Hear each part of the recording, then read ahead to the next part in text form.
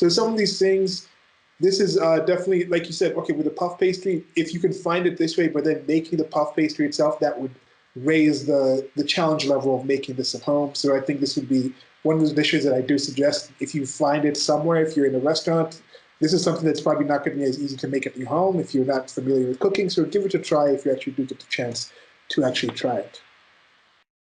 But you say so it's a puff pastry. It's kind of like the layer type of thing. So it's like Yeah, the so the way you make puff pastry if you do it from scratch is it's very tedious because it's like you have a dough, you have butter, you fold the dough over onto the butter, roll it, put the butter, do that. But the thing is, if you mess it up at all, like if it gets too warm, if you don't have it sealed, all this, when you bake it, it's not gonna puff nicely. It's gonna yeah. be all over the place or be uneven. The thing is now you can buy well you can buy it frozen as long as you keep it frozen, it'll hold until you bake it. The other thing you can do is I mean, I wouldn't expect someone to have this at home, but you can actually buy dough sheeters that feed the butter and the dough into. It's almost like a conveyor belt with these like rollers, and it presses it, and then it comes out, then it rolls it back in, then comes out, rolls it back in, so it'll make puff pastry for you. Mhm. But that's more like commercial kitchens. Like I wouldn't Yeah. expect someone to have that in their home. I mean, like that's the kind of thing that I think I would get. Like for me, with some of my interests, I can imagine if I finally settle down in a home and do stuff like that, there'll definitely be a dark room because I'll go back into taking just regular photographs and things like that. In that dark room, I'll probably also have a kiln and a wheel because I really like the clay stuff. But I think now that the other kind of purchases I'd make, I think would be a very food related thing. Let's have all these machines and stuff to actually just make different kinds of things. But yeah, that's a similar process to like making the dough for croissants, right? We do the It's the different same. It's the layers and same stuff like dough. that. It's the same dough. Okay, Yeah. okay.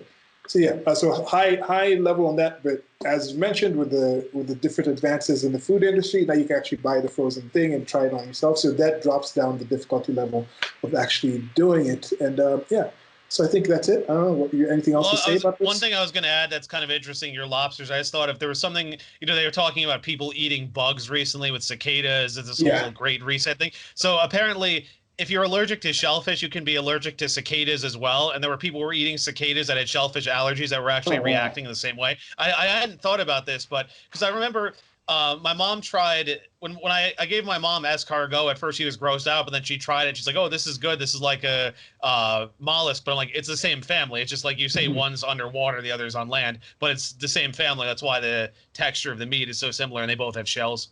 Yeah. Yeah. Oh, yeah. With the sweetbreads, what other aren't there other parts like the heart? Sweetbreads covers a certain range of different It's parts of the Well, animal. no, Like, no. Sweetbreads are the thymus gland in the veal. They're only in the younger animal. They emit that certain hormone, but then as the animal grows, they actually disappear. So you can only get them in the young animals. You can't get them older. is there another term they use for like covering all the interior things, like the livers and the heart and the intestines? Offal, offal, O Awful. F F A L. Yeah. That's not just the intestines. Offal refers to all organ meat, so that's like Okay, whatever. that's it. Sweetbreads are that specific organ. Okay, because you normally see this. This is something I normally see in books of like old timey times, or like Yeah. the Game of Thrones type of things. Oh, we're gonna eat the sweetbreads. So it's just the thymus and what else? It's just the thymus gland of the veal. That's all it That's is. it. Sweetbreads. Yeah, it's Well, that, and then why do they just call it the thymus? well, because sweet bread sounds nicer. Because Okay. I remember when I saw it in school, I was confused because I saw it on the menu and sweetbreads. I'm like, wait, is this a dessert for dinner? And I'm like, oh no, what is this? Like, oh okay, now. Yeah, no, that's something that people might confuse when it's mentioned there. They're not talking about in this case the puff pastry. The puff pastry itself, depending on how it's prepared, might have some sweetness to it, but I think it's more of the bread taste, right? um, what you mean the sweetbreads Yeah, and themselves, I was or? saying the puff pastry itself Well, doesn't have a sweet. this sort of goes to what I was saying about your description earlier. Is that when you have a restaurant, you work in food service, you have to find ways to sell things, and the problem is if you say things like thymus gland, people just picture like some organ and they don't want to try it. So you have to find like a nicer sounding thing, and then if people ask, "Oh, what is this?" then you can explain and they can proceed accordingly. But what I found with stuff like this is people who aren't familiar but have tried other things like liver or heart or something, they'll be like, "Oh, okay, I'll give this a shot." And sweetbreads have a very delicate flavor, though. Liver is very high in iron, kidneys too. That's why they have the stronger flavor. But sweetbreads are very delicate. Like I'm not gonna say they're not like white meat exactly, but kind of in that direction. Sweetbreads kind of went through an interesting phase because I remember it was one of those things where they were popular in France, and then here they kind of died out, but then people started popularizing them, and then they got expensive again. So if you go to a lot of places springtime, they'll have some kind of sweetbreads on the menu usually. Okay. I went to one of my favorite sites because I just really like getting into like etymology of words. This is etymology.com, and look at sweetbread. And the pancreas of an animal uses foods. I don't know what pancreas is. Like, it's from 1560s, from sweet.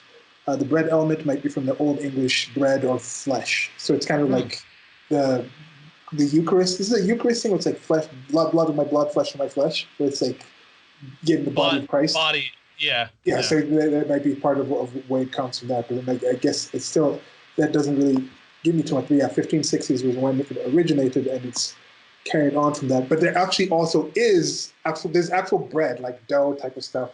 That there's a whole section of those called sweetbread. So again, as Stephen said, do not confuse that. Do not go to a restaurant and order sweetbread thinking you'll get like some kind of like nice brioche bun or some nice potato bun or anything, and then actually have the sweetbreads. Make sure you're actually getting what you're ordering. Yeah. Okay, next one. Sure.